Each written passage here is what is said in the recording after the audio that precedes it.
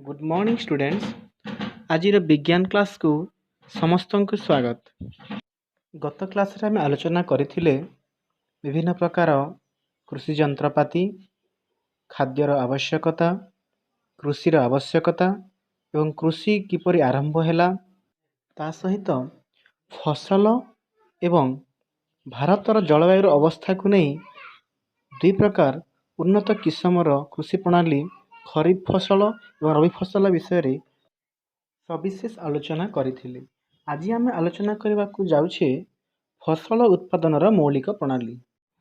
पिला माने तम मन में प्रश्न उठुथिबो शीत दिने कहीं साधारणतः धान उत्पादन हुए नाही।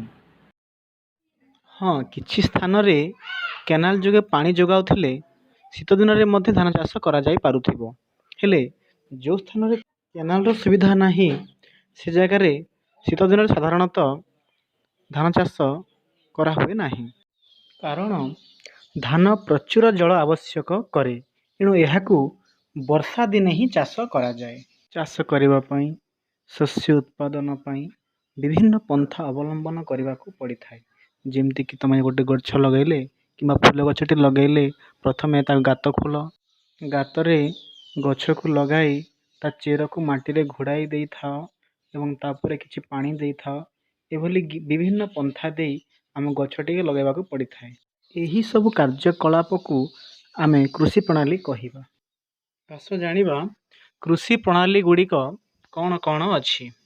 सर्वप्रथमे मृत्तिका प्रस्तुति, 2 नंबर रे मंजी बुणा, 3 नंबर रे खत एवं सार प्रयोग, 4 नंबर रे जल सेचन, 5 नंबर रे अनाबना गछा दमन बा तृणक दमन, 6 नंबर रे अमल एवं शेष रे 7 नंबर रे संरक्षण। आस कृषि प्रणाली प्रथम सोपान मृत्तिका प्रस्तुति संबंध में विशेष भाव में जानिबा। अच्छा कहिल पिले चाष करिबा पई बा शस्य उत्पादन करिबा पई सर्वप्रथमे कौन करा जाए? तमे निश्चय कहिबो ना मृत्तिका प्रस्तुति करा जाए बाकी हल करा जाए। हाँ, हल करिबा माने कौन जानिछ? हल करिबा माने हला माटी को तल ऊपर करी याको फसफसिया एवं हालुका करिबा। एठी समस्तक मनरे प्रश्न आसुथिबो जे माटी को फसफसिया एवं हालुका काहे करा जाए, माटी को तल ऊपर काहे करा जाए? माटी फसफसिया हेले गछर चेर मृत्तिका भितरे गभीर को प्रवेश करि पारे एवं हालुका मृत्तिका भितरे चेर सहजरे श्वासक्रिया मध्य करि पारे। ता सहित मृत्तिकार जो जिया थाए एवं विभिन्न उपकारी अणुजीव मान थांती सेमानंकर वृद्धि रे मध्य सहायक होइथाए। एही जीव मान हेउछंती कृषकर बंधु एवं माटी तल ऊपर हेबा द्वारा खतिर बा ह्यूमस रा मध्य वृद्धि होइथाए। अच्छा, आमे समस्ते जानिछि मृत्तिकार जल, वायु, केतेक जीव, मृत उद्भिद और प्राणी शरीर, खनिज लवण ए सब रही था।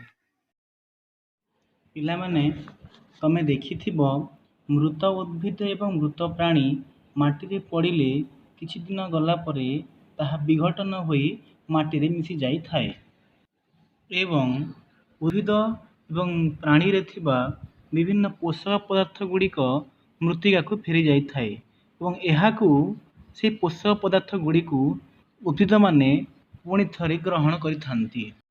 वर्तमान ए गछर चेर को भल भाव लक्ष्य कर, देखा पाइब जे चेरर उपरे अधिका चेर अच्छी एवं तले टिके कम अच्छी। यार कारण कौन हो पारे?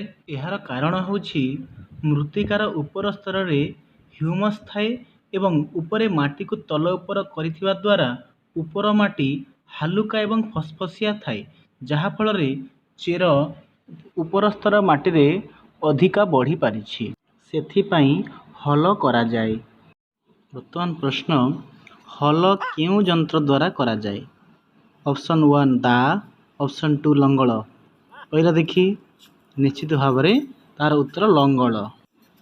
लंगल केउथिरे तैयारी? ऑप्शन 1 लुहा, ऑप्शन 2 काठ, ऑप्शन 3 माटी, ऑप्शन 4 उभय काठ ओ लुहा। यार उत्तर ହେଉଛି उभय काठ ଓ ଲୁହା। ମାଟି କିପରି ଥିଲେ ହଲ କରିବା ଦରକାର? ଅପ୍ସନ୍ ଏ ଶୁଖିଲା ଥିଲେ, ଅପ୍ସନ୍ ବି ଓଦା ଥିଲେ। ଏହାର ଉତ୍ତର ହେଉଛି ମାଟି ଓଦା ଥିଲେ ହଲ କରିବା ଦରକାର। ଚିତ୍ରରେ ଦେଖିପାରୁଥିବ ହଲ କରିବା ସମୟରେ ଲଙ୍ଗଳ ସାଇଡ଼ରେ କିଛି ମାଟି ଖଣ୍ଡ ଦେଖିବାକୁ ମିଳିବ। ସେ ମାଟି ଖଣ୍ଡକୁ ମାଟି ଟେଲା କୁହାଯାଏ। ଏହି ମାଟି ଟେଲା ଗୁଡ଼ିକୁ କାଠ କିମ୍ବା ଲୁହାରେ ତିଆରି ମଇ ଦ୍ୱାରା ଗୁଣ୍ଡ କରାଯାଏ, ଯାହାଦ୍ୱାରା ଜମି ସମତଳ ରହେ ଏବଂ ସମତଳ ହେବା ଫଳରେ ମଞ୍ଜି ବୁଣା ଓ ଜଳସେଚନ ସୁବିଧାରେ ହୋଇଥାଏ। ବେଳେବେଳେ କୃଷକମାନେ ହଲ କରିବା ପୂର୍ବରୁ ମୃତ୍ତିକାରେ ସାର ମଧ୍ୟ ପ୍ରୟୋଗ କରିଥାନ୍ତି, କାରଣ ସେତେବେଳେ ସାର ପ୍ରୟୋଗ କଲେ ସାର ମୃତ୍ତିକାରେ ଭଲ ଭାବରେ ମିଶିଥାଏ। ମଞ୍ଜି ବୁଣିବା ପୂର୍ବରୁ ମାଟିର ବତର ଠିକ୍ ଥିବା ଦରକାର। ମଞ୍ଜି ବୁଣିବା ପୂର୍ବରୁ କେଉଁ ଜିନିଷ ପ୍ରତି ବିଶେଷ ଧ୍ୟାନ ଦେବା ଦରକାର? ଶସ୍ୟର ଆକାର ଓ ଆୟତନ ଅନୁଯାୟୀ ମୃତ୍ତିକାକୁ ଗୁଣ୍ଡ କରିବା ପ୍ରତି ଧ୍ୟାନ ଦେବା ଦରକାର। ମୃତ୍ତିକାକୁ ଗୁଣ୍ଡ କରିବା ପାଇଁ ବିଭିନ୍ନ ଉପକରଣ ବ୍ୟବହାର କରାଯାଇପାରେ। ତାହା ହେଉଛି ଲଙ୍ଗଳ, କୋଦାଳ ଏବଂ କଲ୍ଟିଭେଟର। ଆସନ୍ତୁ ପିଲାମାନେ ଜାଣିବା ଲଙ୍ଗଳ ବିଷୟରେ। ବହୁ ଦିନରୁ ଲଙ୍ଗଳକୁ ଜମି କର୍ଷଣ, ସାର ବୁଣିବା ଏବଂ ଅନାବନା ଘାସ ଦମନ କରିବା ପାଇଁ ବ୍ୟବହାର କରାଯାଉଛି। ଏହି ଉପକରଣଟି କାଠରେ ତିଆରି ଏବଂ ଏହି ଉପକରଣକୁ ଦୁଇଟି ବଳଦ କିମ୍ବା ଘୋଡ଼ା କିମ୍ବା ଓଟ କିମ୍ବା ମଇଁଷି ଦ୍ୱାରା ଟଣାଯାଏ। ଏଥିରେ ତ୍ରିଭୁଜାକୃତି ଏକ ଲୁହା ପ୍ଲେଟ୍ ଥାଏ, ଯାହାକୁ ଆମେ ଲଙ୍ଗଳ ମୁଣ୍ଡା କହୁ। ଲଙ୍ଗଳରେ ଥିବା ଲମ୍ବା ଅଂଶଟିକୁ ଇସ କୁହାଯାଏ। ହାତରେ ଧରିଥିବା ଅଂଶକୁ କଣ୍ଟି କୁହାଯାଏ। ଇସର ଅନ୍ୟ ପ୍ରାନ୍ତଟି ଜୁଆଳି ସହିତ ଦଉଡ଼ି ଦ୍ୱାରା ସଂଯୁକ୍ତ ହୋଇ ରହିଥାଏ। ଇସ ଏବଂ ଦୁଇଟି ବଳଦ ଦ୍ୱାରା ଦଉଡ଼ି ସହ ସଂଯୁକ୍ତ ହୋଇଥିବା ଅଂଶକୁ ଜୁଆଳି କୁହାଯାଏ। କଲ୍ଟିଭେଟର ବ୍ୟବହାର ଦ୍ୱାରା ମଜୁରୀ ଓ ସମୟ କମ୍ ଖର୍ଚ୍ଚ ହେଉଥିବାରୁ ଆଜିକାଲି ଜମି ହଳ କରିବା ପାଇଁ ହଳ ଲଙ୍ଗଳ ବ୍ୟବହାର ନ କରି ଟ୍ରାକ୍ଟର ଦ୍ୱାରା ଟଣାଯାଉଥିବା ଲଙ୍ଗଳ ବା କଲ୍ଟିଭେଟର ବା ପାୱାର ଟିଲର ବ୍ୟବହାର କରାଯାଉଛି। କୋଦାଳ ଦ୍ୱାରା ମାଟିକୁ ହାଣି ହାଲୁକା ଫସଫସିଆ କରିବା ସହ ଅନାବନା ଗଛକୁ ସଫା କରାଯାଏ। ପିଲାମାନେ ଏହି ଯନ୍ତ୍ରକୁ ତୁମେ ଆଗରୁ ଦେଖିଛ, ପ୍ରାୟ ସମସ୍ତଙ୍କ ଘରେ ଥିବ ମଧ୍ୟ। ଆସ ଜାଣିବା ଏହା କେଉଁଥିରେ ତିଆରି, କିପରି ତିଆରି।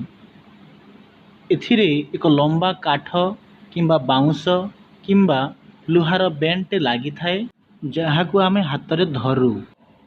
ଏହି ବେଣ୍ଟରେ ଗୋଟିଏ ଚଉଡ଼ା ଏବଂ ଆଂଶିକ ଲୁହା ପ୍ଲେଟ୍ ସଂଯୁକ୍ତ ହୋଇ ରହିଥାଏ, ଯାହା ମାଟିକୁ ହାଣିବାରେ ସହଜ ହୋଇଥାଏ ଏବଂ ଅନାବନା ଗଛକୁ ମଧ୍ୟ ସଫା କରିବାରେ ସହଜ ହୋଇଥାଏ। ପିଲାମାନେ ଆଜି ପାଇଁ ଏତିକି ଥାଉ। ବର୍ତ୍ତମାନ ମୁଁ କିଛି ପ୍ରଶ୍ନ ଦେଉଛି।